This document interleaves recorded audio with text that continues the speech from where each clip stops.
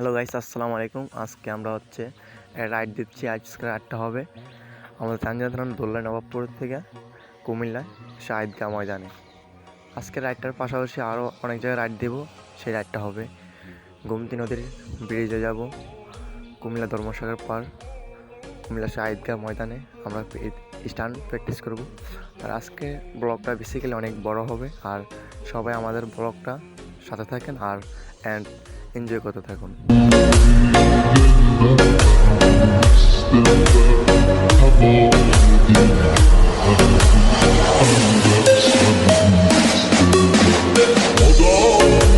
অবশ্যই সাইকেল নিয়ে বাড়ানোর পরে রাইড হয়ে গেল 3 কিলোমিটার। রসুলপুর পাড়ি দিয়েছি, জিরবাস পাড়ি দিয়েছি। এখন চলে যাচ্ছি মৈশাইল বাজার।